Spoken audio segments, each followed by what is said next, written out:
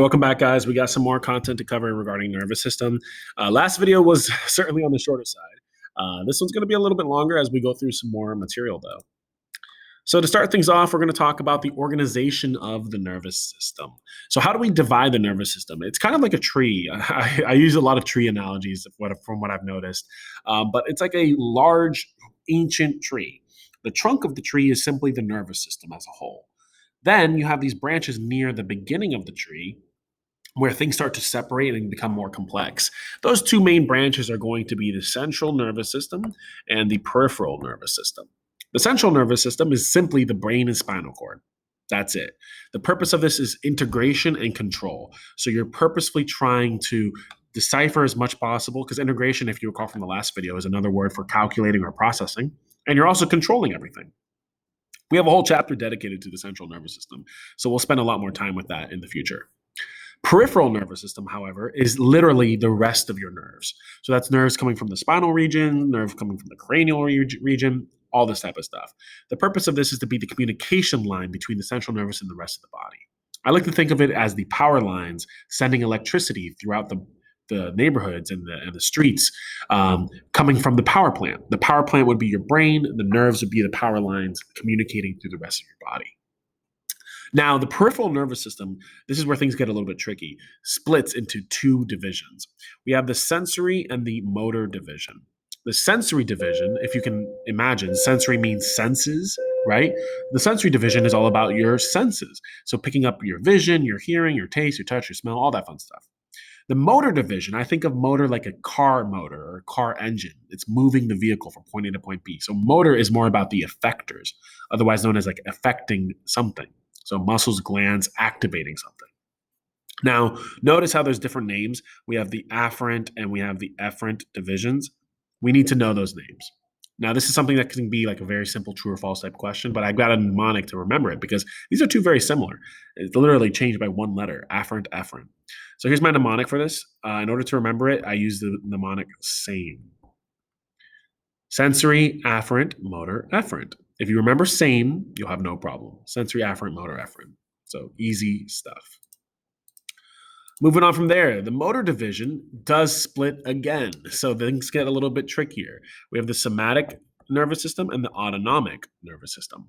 Now, somatic nervous system, when I hear somatic, I think of the word soma, which the prefix is soma right there. And what does soma mean?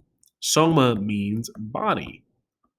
So if you look at the definition, the somatic nervous system is the voluntary part, right? Controlling skeletal muscles as a whole. So what that means is you are able to control your body, which is what I think of when I hear somatic. So you're controlling everything. Autonomic, on the other hand, the word autonomic sounds to me like automatic. Look at the definition, involuntary. So this is going to be regulating things that are automatic, including regulating smooth muscle, cardiac muscle, glands, which is stuff we're going to learn in endocrine system. Last but not least, the autonomic nervous system does one last split, and it splits into two divisions, sympathetic and parasympathetic division. That's stuff that we're going to learn more about in detail. So we'll progress as we move forward from there. Now, this picture here, I think, is pivotal. This, in my opinion, does an amazing job of deciphering how do these branches interact. You don't need to memorize everything because this can get a little daunting, but just identifying where do these divisions work? Like, what does the umbrella of the nervous system look like? Central nervous system, peripheral nervous system. Peripheral breaks into sensory and motor. Motor breaks into somatic and autonomic. And then finally, autonomic breaks into sympathetic and parasympathetic. Next, we got to talk a little bit about some nervous tissue. So what is considered to be the structure of the nervous tissue? Well, it's made up of these things called neurons, otherwise known as nerve cells. They transmit messages by carrying electrical impulses throughout the body. The neuron is also considered to be the unit of the nervous system. So what do we mean when we say the unit of something? When we say it's the unit of something, we're referencing that it's the structure, like it's the building block. It's the smallest piece of the pie. So you need a ton of neurons to make your nerves and to make your cerebral tissue and to make your spinal tissue, all this stuff. Now, a neuron is made up of different structures. These are a couple of the ones we're going to learn. We're going to learn more in our next video. But we have the cell body.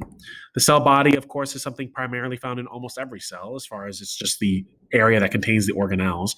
So the nucleus, metabolic center, like the mitochondria. Dendrite, The dendrite is going to be this fiber that conveys messages towards the cell body. Keyword there, towards. Axon. The axon is also referred to as the arm. It conducts nerve impulses away from the cell body. So that's the key word there, away. Literally, alliteration is your best friend here. Axon away, axon arm away, easy. Axon terminals. Well, first of all, the fact that axon's in the word means it's probably connected to the axon. Terminal means end. So this is simply the end of the axon. It does contain the neurotransmitters, which is important. So that's something you want to keep note of. And then finally, remember back in muscular system, we were mentioning how muscle tissue and nervous tissue never physically touch. Same thing with nerves. Neuron and neurons, other neurons, never physically touch. So there is a gap, and we call that the synaptic cleft, the synapse, the synaptic gap. Whatever words you want to use is sufficient in this circumstance. So here's what the neuron looks like, right? Here's what it looks like, typically speaking, pretty standard, especially this type of neuron. We're going to see that there's other types of neurons in future videos. But we have the dendrites here. They're going to receive the impulses. Remember, they receive the impulses and send it towards the cell body. We have the cell body itself, which is the largest part of the cell. And if I were to draw an arrow, for instance, and point to this structure right here, you should know what that is, right? That's the nucleus of the cell. We have the axon, which you can very clearly tell is this entire arm structure. We're going to learn what those purple guys are eventually, and we're also going to learn what those gaps in between.